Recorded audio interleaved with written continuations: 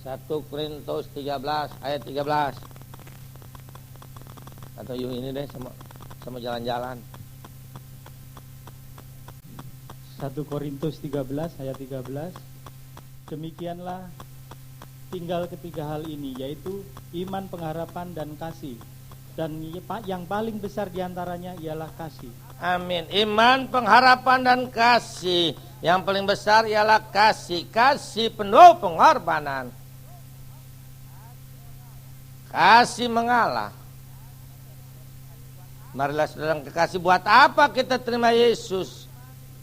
Punya iman, percaya sama Yesus. Buat apa kita punya pengharapan ke surga?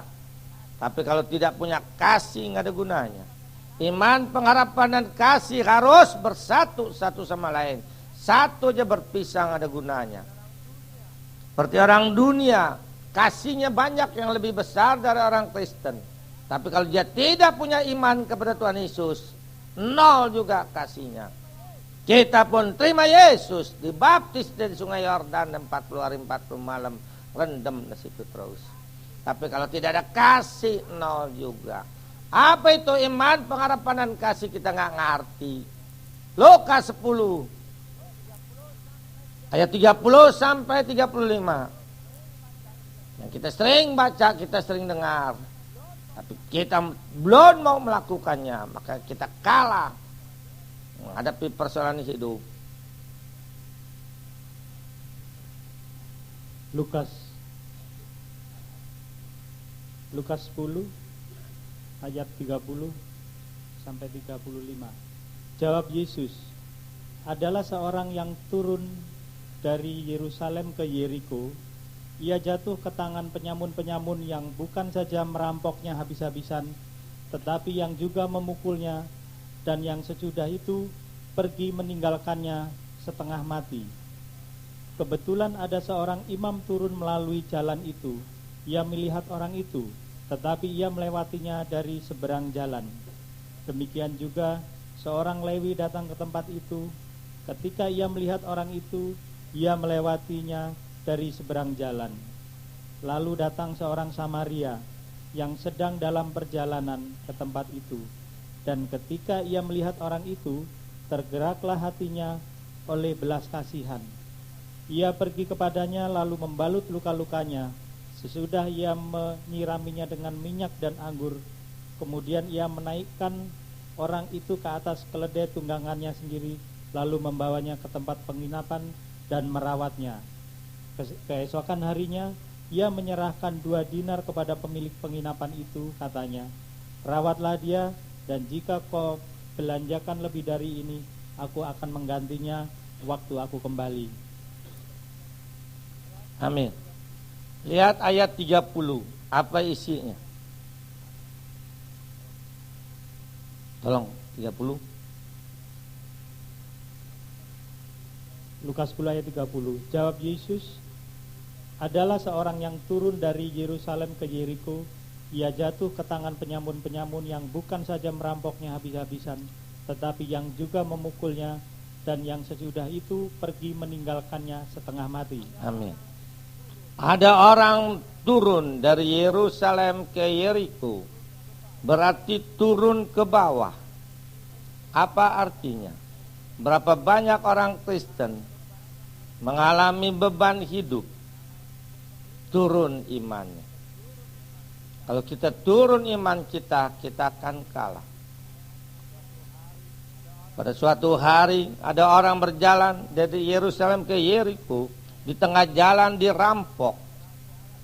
Bukan dirampok saja, tetapi dianiaya, luka-luka tidak berdaya. Lalu karena dia tidak berdaya, dia berteriak, tolong, tolong. Liwatlah seorang imam. Imam zaman dulu, zaman sekarang pendeta. Mudah-mudahan itu pendeta tidak sengaja nyebrang. Lihat dari seberang jalan, mendengar orang minta tolong. Pendeta itu apa yang dia katakan? Saya mau pergi ke gereja, mau khotbah di gereja. Baju saya bersih, Kalau saya nolong kamu nanti baju saya kotor kena darahmu. Kalau saya nolong kamu nanti saya mesti mengeluarkan uang untuk bawa ke rumah sakit. Adakah ayat ini di dalam Alkitab? Jika engkau menolong orang yang paling hina sekalipun, berarti engkau lagi menolong aku. Kenapa itu pendeta sekolahnya teologi 6 tahun? Masa lupa ayat model begitu? Belaga lupa pasti. Kalau ayat tugas, belaga lupa. Tapi kalau ayat berkat, diingetin. Pergilah tuh pendeta ke gereja. Khotbahnya hebat di gereja. Jemaat bilang nih pendeta yang satu pasti ke surga karena khotbahnya hebat. Tetapi Tuhan Yesus lihat di atas. Hai pendeta, engkau jangan munafik. Khotbahmu hebat, hatimu kejam. Orang tidak berdaya. Bukan kau tolong, engkau tinggalkan. Bukan dapat berkat, dapat kutuk. Kita sedang ditegur, pendeta-pendeta, pelayan-pelayan Tuhan. Janganlah di luarnya aja pendeta, dalamnya setan. Ini yang kedua. Liwatlah seorang apa? Lewi. Lewi zaman dulu adalah pilihan Tuhan. Zaman sekarang pilihan Tuhan, yaitu orang Kristen. Orang Kristen ini sama dengan pendeta.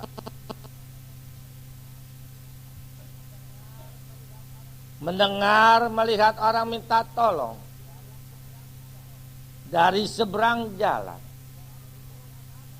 Yang saya bingung kenapa dua-duanya ada di seberang jalan. Apa kebetulan ada di seberang? Apa sengaja nyebrang? Jawablah sendiri. Orang Kristen itu sama dengan pendeta mengatakan, saya mau pergi ke gereja, mau dengar firman Tuhan di gereja, mau memuji Tuhan di gereja. Saya angkat jempol tuh, niat orang Kristen bagus sekali. Baju saya bersih. Kalau saya nolong kamu nanti baju saya kotor kena darahmu. Kalau saya menolong kamu, saya mesti mengeluarkan uang untuk bawa ke dokter. Adakah ayat ini di dalam Alkitab? Jika engkau menghitung dengan aku pun akan menghitung dengan engkau. Ada nggak tuh ayat? Laga lupa. Mana orang Kristen kasihnya? Mana pendeta kasihnya? Kita malu. Lihat, kita buktikan. Orang ketiga liwat, orang Samaria. Samaria itu orang yang di luar, yang belum terima Yesus, orang dunia. Yang belum dapat anugerah keselamatan dari Tuhan. Belum dapat anugerah penembusan dosa dari Tuhan. Mendengar, melihat orang lagi tidak berdaya, minta tolong. Dia datang, bukan di seberang jalan. Hebatnya. Dia gendong orang lagi luka-luka itu. Meskipun ada resikonya, bajunya kotor kena darah orang itu. Kasih mengalahkan segala-galanya. Mana orang Kristen, mana pendeta? Dengar. Dengan kasihnya dia bawa ke rumah sakit. Meskipun dia mesti mengeluarkan uang. Kasih penuh pengorbanan. Mana orang Kristen yang katanya kasih adanya? Yesus kasih adanya. Mana pengikutnya? Mana? Nggak mau nolong orang, belaga buta kalau orang lagi susah, belaga budak. Kita lihat anak tetangga kita 3 orang, anaknya kurus-kurus, Karena bapaknya mati ketubruk mobil. Anak kita bulat-bulat kayak babi. Kenapa kita nggak mau kasih susu sama anak tetangga, kasih beras? Ya saudara, belaga nggak ngelihat akan kesusahan orang. Dengar anak tetangga pagi-pagi udah berteriak-teriak, mama lapar, mama makan, lapar. Karena bapaknya mati ketiban pohon. Kenapa beras ada di kosmos? Beras ada di gudang satu karung. Kenapa kita nggak mau kasih? Kenapa nih kuping kalau orang lagi susah kita sumpel? Coba tetangga berteriak kebakaran, kok denger? Belaga budak aja biar ketambus. Mau kesinggung. Saya nggak pandang siapapun. Yang kesinggung berarti melakukan. Ya saudara, dalam Yesus kita bersaudara. Nyanyi, pegangan tangan kenceng bener. Rasanya di tangan mau hancur dipegang oleh orang Kristen. Kalau lagi susah kagak mau nolong lo. Dalam Yesus kita bersaudara. Ya saudara, cuman luarnya doang. Tuh Kristen kuburan, nggak bakalan masuk surga, nggak bakalan diberkati Tuhan. Matius 23 ayat 25 sampai 28.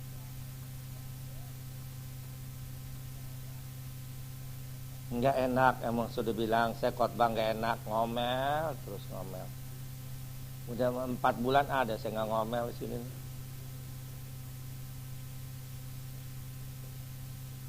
Matius 23 ayat 25 sampai 28.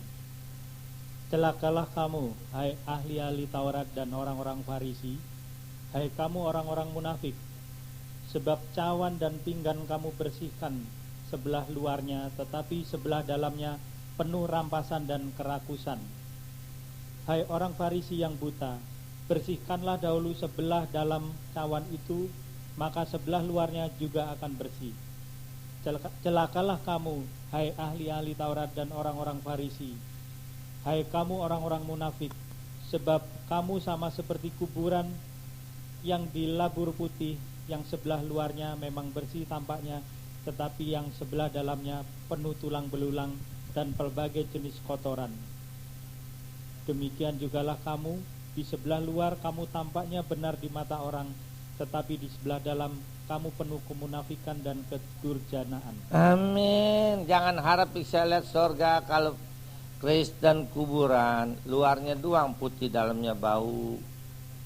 Marilah saudara kekasih, tolonglah orang, sebab kita diperintahkan oleh Tuhan. Kasihilah sesamamu manusia. Hebatnya tuh Tuhan ngajarin. Dia mau bangsa apa, suku apa, agama apa, pokoknya manusia kita mesti tolong. Pernah nggak saya saksikan di sini di pesawat yang pakai topi putih? Pernah nggak? Pernah belum. Tahun 2003, saya dulu 2 bulan sekali kemari nih ke Surabaya.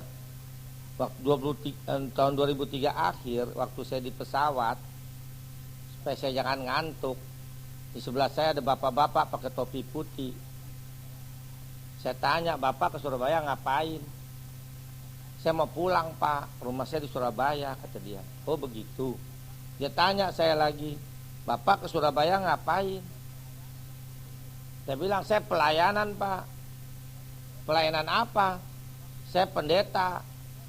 Waktu saya sebut pendeta, dia angkat jempolnya. Saya pikir dia puji saya jadi pendeta. Nggak taunya apa yang dia bilang, agama saya nomor 1. Nah orang nggak ngomongin agama nggak nyambung nih orang nih. Pan lagi ngomongin dari mana ke mana. Kok nyebut agama saya nomor 1, angkat jempol. Dalam hati, saya bilang dalam hati, ntar gue tabokin loh. Tabokinnya bagaimana?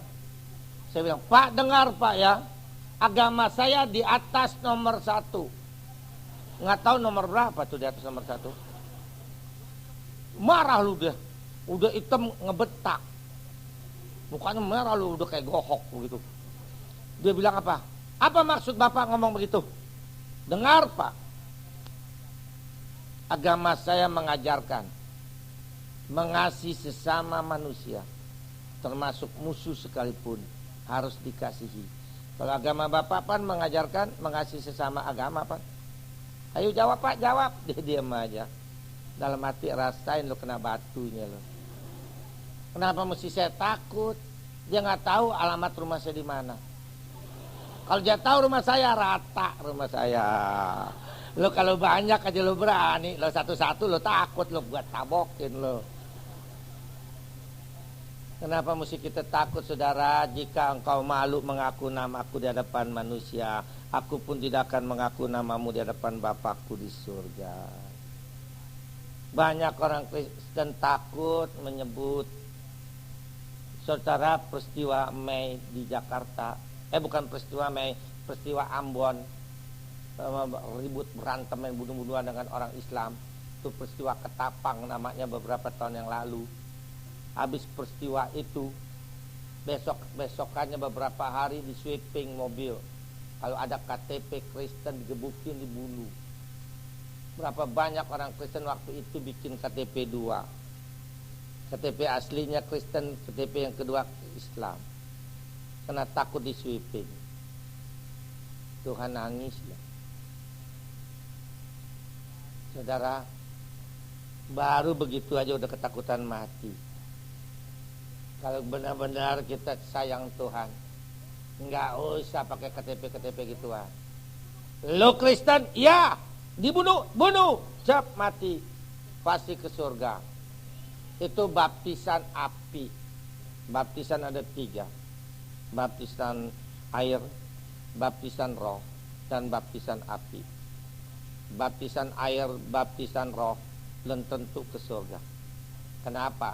Setelah dibaptis air, setelah dibaptis roh, murtad lagi, belum keburu minta ampun, ketelak biji rambutan, mati, enggak selamat. Tapi kalau baptisan api, enggak kesempatan berbuat dosa lagi. Kamu Kristen, jep, mati. Kapan berbuat dosa lagi? Pasti ke surga. Tapi banyak, bahkan ada pendeta di Jakarta, saya nggak sebut, saya takut saudara kenal. Ya, waktu itu pakai peci. Dia bukan orang Cina, bukan. Pakai peci. Saya kenal memang dia. Saya iseng, kok Pak pendeta pakai peci? Memangnya peci melambangkan orang Islam? Bukan, melambangkan nasional Indonesia. Oh begitu, saya kalah deh. Saya kalah, jawabannya bener Pak. Terus belakangan sesudah udah aman, udah nggak ada sweeping lagi, nggak pakai peci, ketemu saya lagi. Pak, pecinya kemana Pak, nasional Indonesia? Nggak jawab, nggak apa, cemberut, mau nyongkul jalan aja begitu. Lo pakai peci karena lo takut karena anak buahnya di sweeping, digebukin, dibunuh. Pan kalau pakai peci nggak di sweeping lagi. Ya elah saudara, pendeta masih begitu. Berhenti lo mendingan jadi pendeta lo. Ngangon kebo mendingan seno. Ya karena ketakutan. Mati kita cuma sekali. Buat apa kita mati di ranjang umur 80 tahun dengan tenang tapi masuk neraka? Macam-macam banyak sekali di Jakarta saudara. Yang doa di kolong meja udah pernah nggak? Belum lagi, kapan udahnya. Doa di kolong meja udah anggot kan orang Kristen. Di rumah makan Padang, orang Cina sekeluarga. Saya lagi makan sendiri. Terus dia jatuhin sesuatu di kolong meja, dia berdoa. Saya lihat, udah selesai berdoa saya samperin. Bapak, kenapa Bapak mesti takut berdoa? Pakai berdoa di kolong meja. Itu berarti menghina Tuhan. Kenapa mesti takut Pak? Doa duduk di situ, nggak bakalan diapa-apain. Nih cara doanya nih, saya ajarin. Tuhan Yesus, terima kasih Engkau selalu baik, selalu menyediakan makanan jasmani saya. Saya percaya Tuhan Engkau sudah mengkuduskan makanan ini sehingga berguna untuk tubuh, jiwa, dan roh saya, supaya saya dapat memuji, memuliakan Engkau selalu. Berkati Tuhan orang-orang yang kelaparan, yang kesusahan. Berkati Tuhan yang menyediakan makanan ini dan yang membayar makanan ini. Kalau kita ditraktir makan, doain. Makanannya diembat, doainnya kagak. Itu si Padang dengar kita orang Kristen ngedoain dia pikir orang Kristen kok baik ya, sedangkan sesama agama gue aja kagak gue didoain. Orang Kristen baik ya, Tuhan berkati yang menyediakan makanan ini. Bukan dia marah, dia korting. Tolol orang Kristen, ketakutan nggak kebuguan lagu. Doa, saya doa dimanapun saya nggak takut. Kita nggak menghina orang, kita berdoa, dia berdoa boleh. Kayak orang Kristen sebut Shalom nggak berani di muka umum, takut. Nah dia boleh nyebut Assalamualaikum. Nah kita boleh Assalamualaikum. Mulut gua, emangnya mulut lo gua pinjam? Bego emang orang Kristen. Ketakutan. Saya dimanapun, pasar dimana kalau ketemu orang Shalom, nama mesti takut. Kita nggak menghina, sama-sama kan. Lu bahasa Arab, gua bahasa Ibrani. Pentujuan itu bagus loh saudara. Shalom, damai sejahtera Tuhan menyertai hidup. Tuh, kita berdoain dia dan kita nanti diberkati oleh Tuhan. Shalom bagus, jangan takut. Saya dimanapun saya shalom. Dan shalom paling tepat untuk waktu dimanapun dan waktu kapanpun. Shalom tepat. Coba saudara terima telepon pagi dari Amerika. Saudara udah good morning aja. Di Amerika belum tentu morning. Kan nggak cocok. Coba kalau saudara bilang shalom, mau morning ke, mau gelap ke, tetap aja shalom. Ayo. Mari saudara kasih, jangan takut ya. Jika engkau malu mengaku namaku di hadapan manusia, aku pun tidak akan mengaku namamu di hadapan Bapakku di sorga. Ya, kabarkan. Jangan takut. Jangan juga sebar-sebar di jalanan, berdiri di jembatan. Siapa yang tidak melalui Yesus masuk neraka, digebukin, dijadiin kambing guling, dibakar kita. Ya jangan juga begitu ya. Mari saudara kita tolong orang. Apa yang kita punya berikan buat nolong orang. Sebab kita saudara dalam segala macam saudara. Saudara dalam Yesus, saudara dari turunan Adam dan Hawa. Double saudaranya. Di mana ayatnya? Roma 12 ayat 10. Double saudaranya.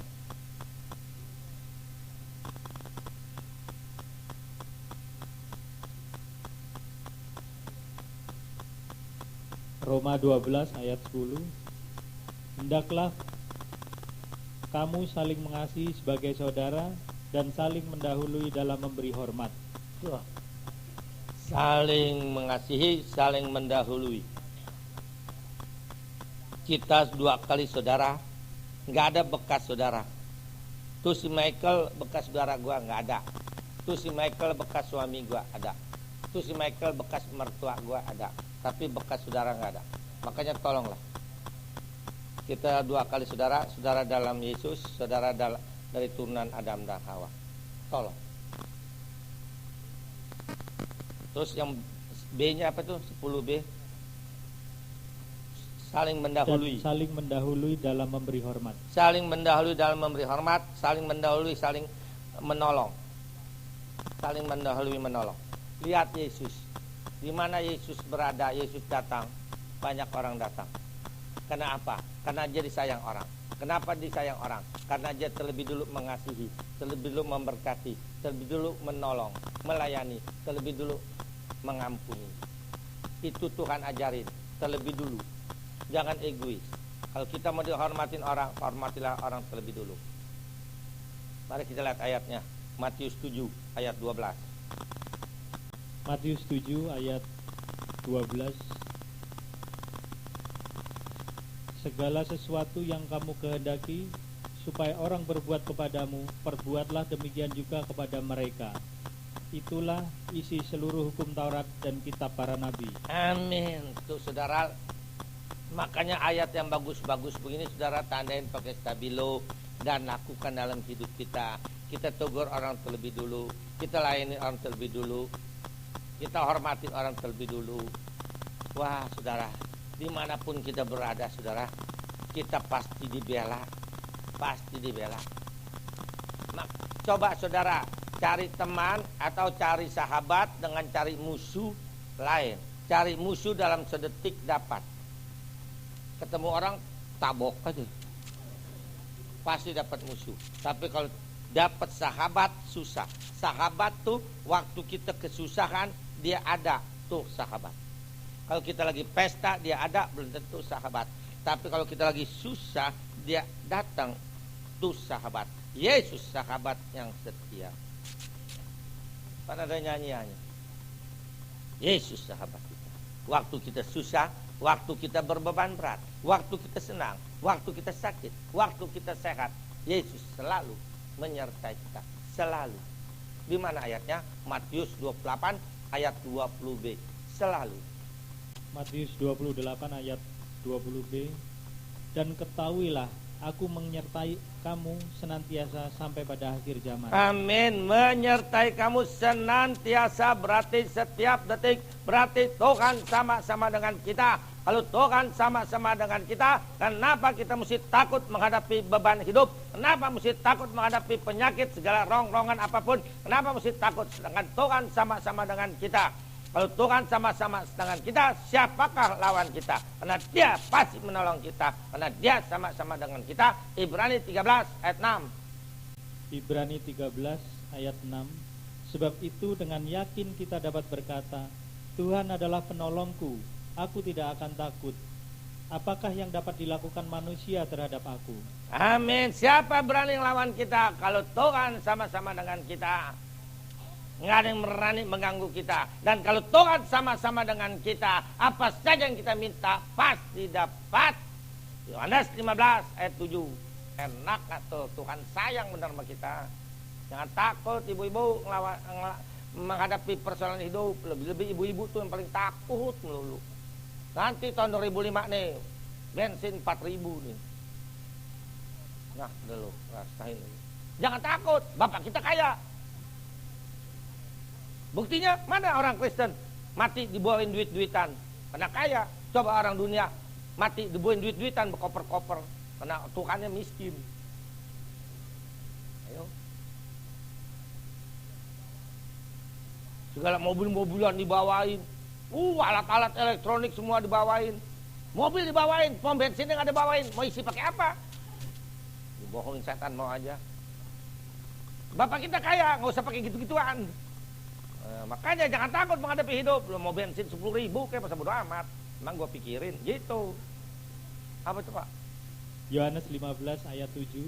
Jikalau kamu tinggal di dalam aku dan firmanku tinggal di dalam kamu, mintalah apa saja yang kamu kehendaki dan kamu akan menerimanya. Amin. Jangan takut saudara. Kalau Tuhan sama-sama dengan kita, kita sama-sama Tuhan. Karena kita taat. Apa saja yang wajar kita minta, kita dapat. Jangan takut menghadapi apapun. Dia sama-sama dengan kita. Dia setia. Yesaya 41 ayat 10 dan ayat 13. Kenyang-kenyang makan ayat. Pada ketakutan. Wah, ibu-ibu kesian dah. Yesaya 41 ayat 10 dan 13. Roh takut dari setan. Yesaya 41 ayat 10. Janganlah takut, sebab aku menyertai engkau. Janganlah bimbang, sebab aku ini Allahmu. Aku akan meneguhkan, bahkan akan menolong engkau. Aku akan memegang engkau dengan tangan kananku yang membawa kemenangan. Amin. Dia udah bilang jangan takut, jangan takut. Aku yang memegang tanganmu. Kalau Yesus memegang tangan kita nggak akan terlepas karena Yesus setia. Aku ini Allahmu. Dia bukan tukang oncom. Kalau tukang oncom nggak punya kuasa, dia Allah. Dia udah bilang gua Allah nih, gua Allah. Masih budak. Masih nggak mau percaya. Dia Allah, saudara. Allah itu pencipta.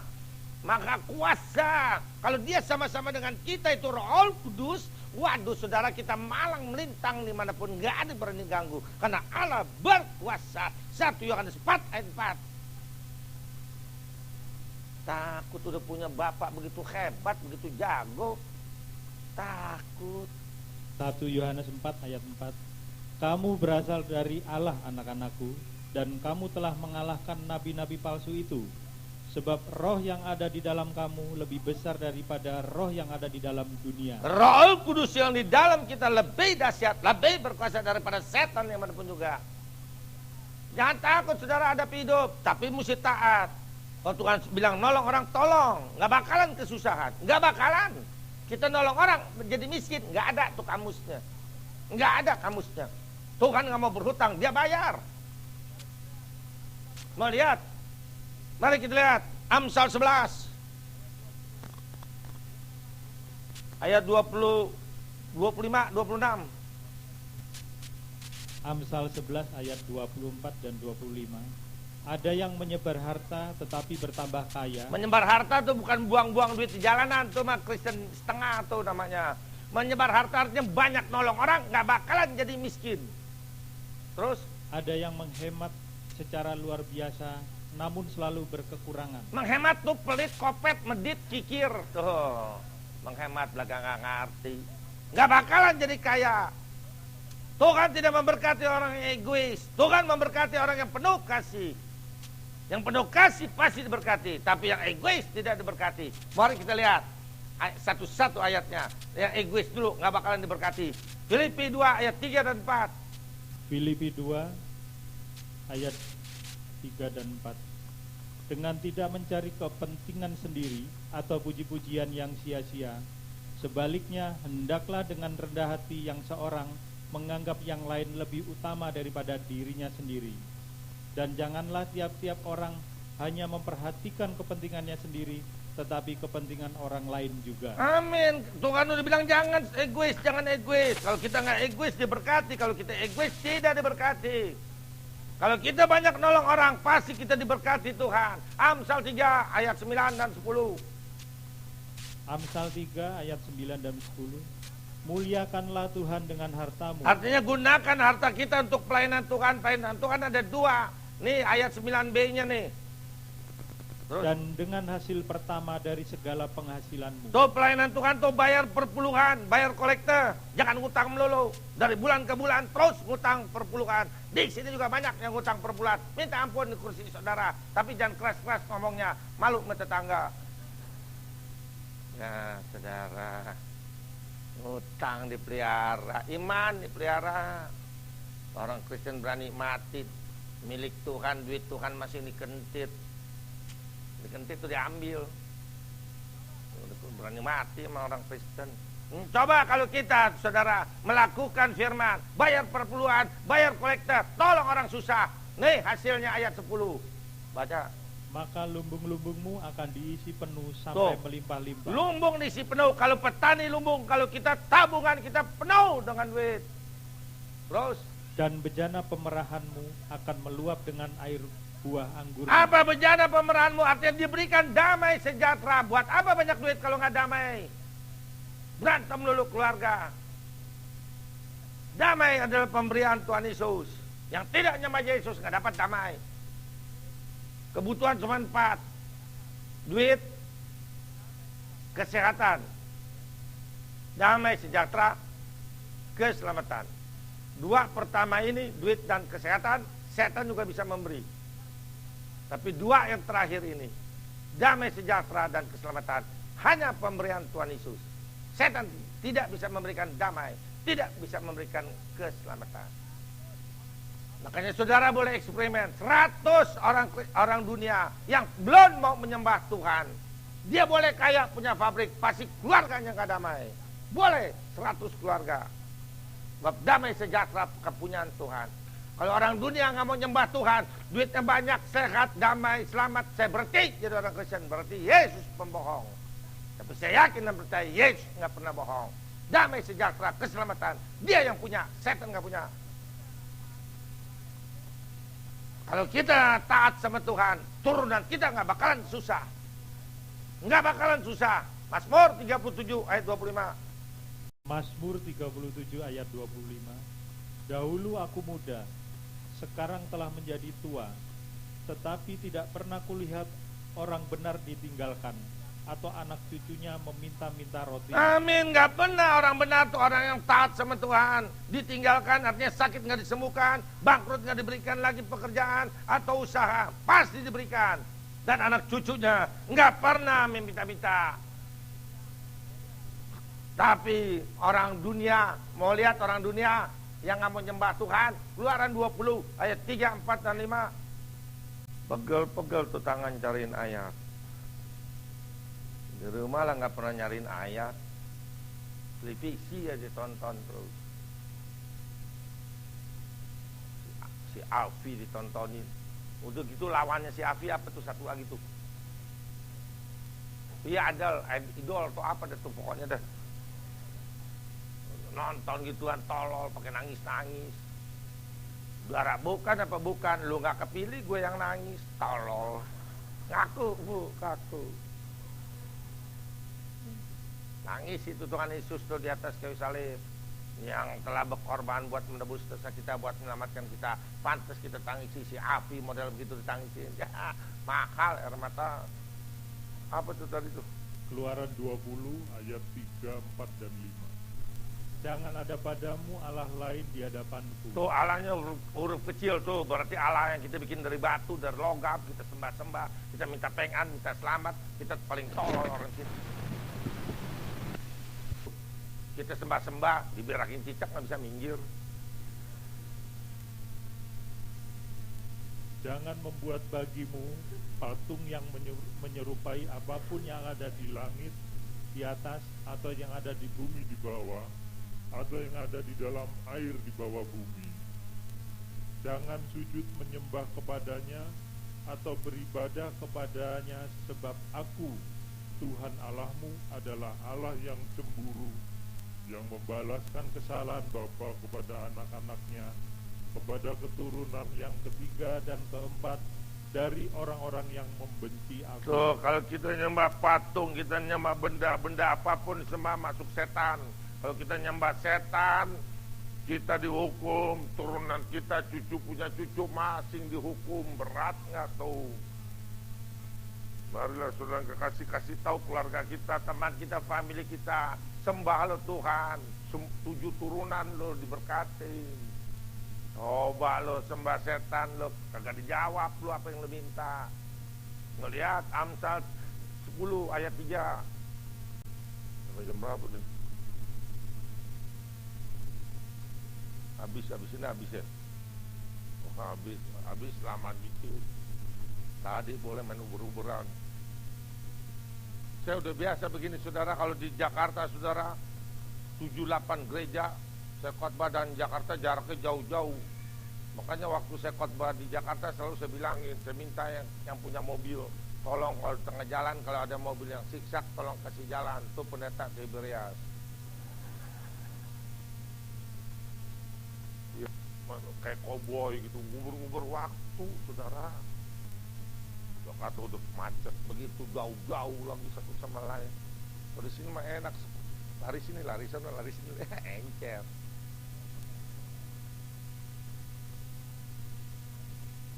Apa tuh? Amsal 10 ayat 3. Tuhan tidak membiarkan orang benar menderita kelaparan. Tuh, orang benar, orang yang nyembah Tuhan, yang taat sama Tuhan, gak pernah kelaparan, gak pernah kekurangan makan, gak pernah kekurangan sehat, gak pernah kekurangan damai, gak pernah kekurangan selamat. Wah, tiong mentok. Nih lihat nih yang nyembah setan nih, ayo. Tetapi keinginan orang fasik ditolaknya. Orang fasik itu orang yang tidak mau menyembah Tuhan. Termasuk orang Kristen yang tidak taat, termasuk orang fasik. Apa yang kita minta ditolak. Kenapa? Tuhan budak? Bukan. Karena dosa kita yang menghalangi doa kita nggak sampai ke kuping Tuhan. Kalau kita berdoa belum dijawab Tuhan, kita bilang Tuhan budak loh. Kaki gua ada dengkul, gua udah lecet, nungging lo belum jawab lo. Mau lihat ayat budak? Ada lagi. Yesaya 59 ayat 1 dan 2.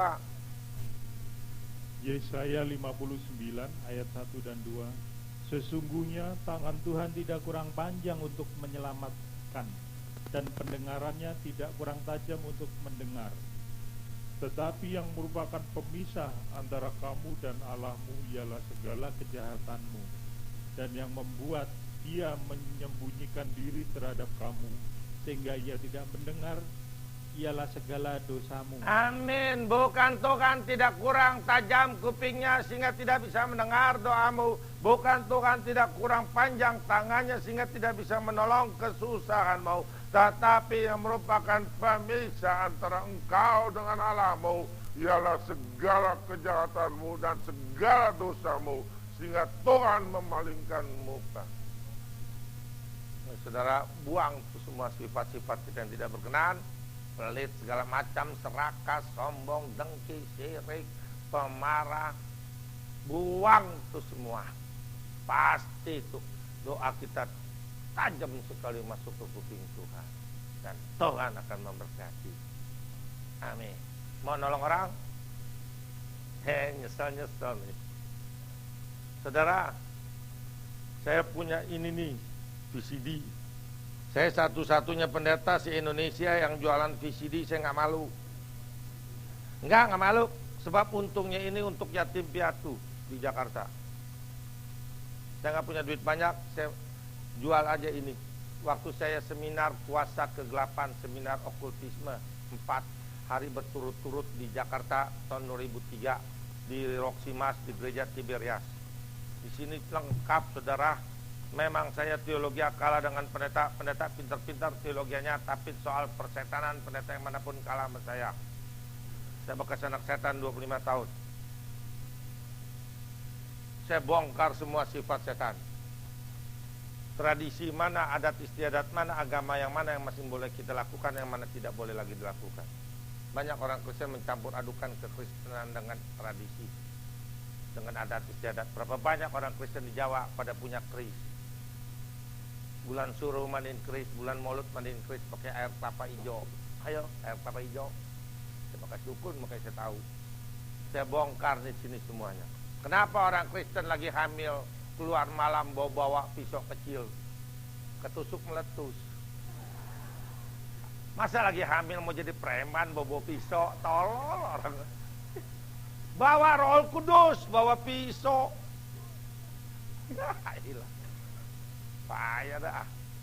Udah gitu kuburan dikasih makanan.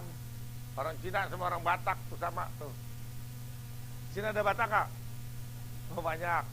Mungkin nenek moyangnya sama tuh, orang Cina sama orang Batak. Nih, orang Cina sama orang Batak nih.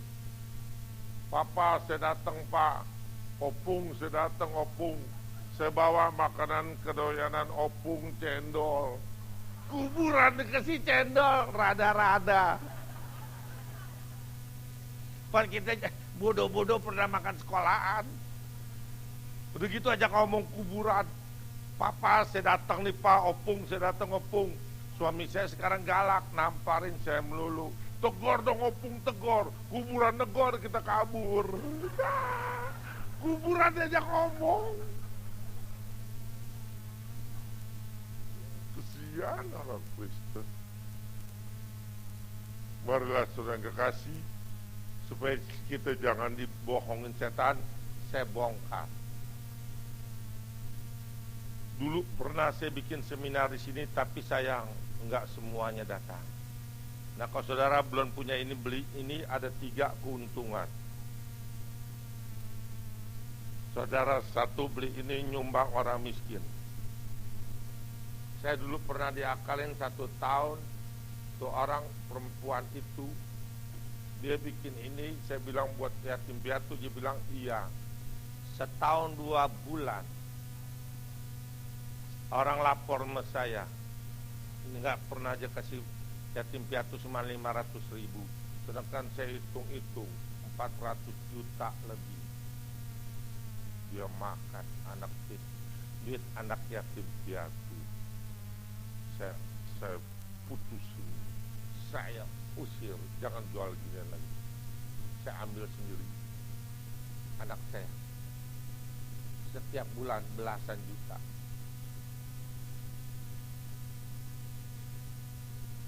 Tuh saya dapat visa nih, dulu kan setahun lebih juga jual berapa ribu. Nih saudara, makanya jangan lihat orang lari luarnya dah, kecewa. Ini saudara beli ini, saudara nyumbang orang miskin. Kalau kedua, saudara udah lihat ini, saudara nggak bisa dibohongin setan lagi. Kenapa anak gadis kita cantik nggak bisa kawin-kawin, putus terus pacaran putus. Sedangkan anak tetangga yang lebih jelek dari anak kita bisa kawin 10 kali. Saya bongkar semua di sini. saya bongkar. Dan sampai cara ngusir setan saya ajari. Dan nanti kalau saudara beli ini, saudara nggak bisa dibohongin setan lagi. Dan yang ketiga, keuntungannya kalau saudara udah beli ini, saudara jangan disimpan, tolong pinjemin kepada teman-teman, kepada keluarga. Melalui ini berapa banyak yang bertobat terima Yesus. Sampai ke Hong Kong, sampai ke Sydney. Sebetulnya Senin kemarin saya diundang ke Hong Kong, ada 7 atau 9 keluarga tepekong bertobat.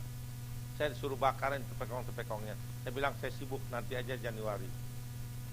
Nah, kalau saudara pinjamin ini mereka bertobat, saudara yang dapat berkat. Nah, kalau saya khotbah ada tuh ini, kalau saya nggak khotbah nggak ada. Terserah mau beli kayak kagak, masih bodo amat. Udah kolektor belum? Kolektor, jangan belaga lupa. Iya, orang Kristen pun paling pinter supaya menghindarin kolektor belaga kencing satu-satu ke bawah. Bukan ke kamar kecil, ke lift. Ya, malu-maluin aja. Mari kita berdoa. Terima kasih buat pengajaran firman Tuhan yang Tuhan telah sampaikan lewat hamba-Mu Bapak Pendeta Theodorus Tabaraka. Tuhan yang disampaikan menyingkapkan dan membukakan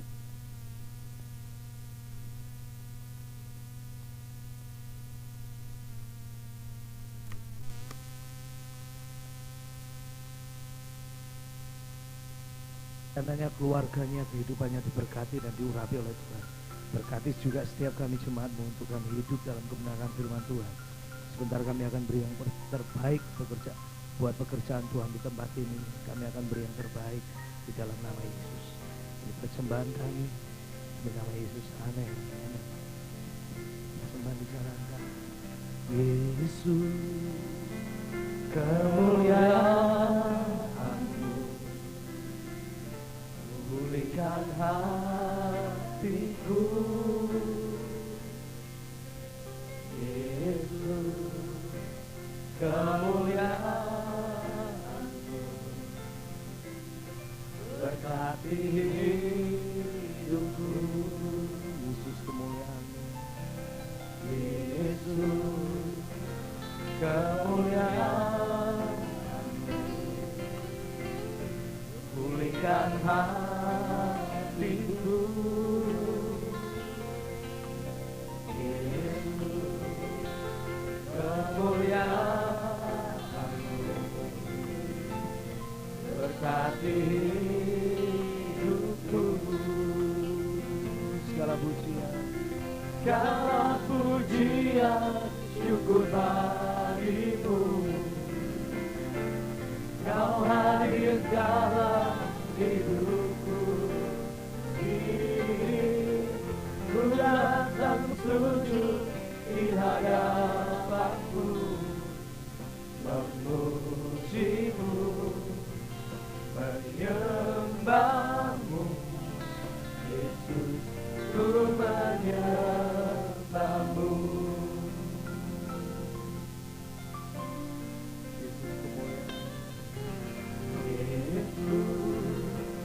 Kemuliaan-Mu pulihkan hatiku. Yesus, kemuliaan-Mu berkati hidupku.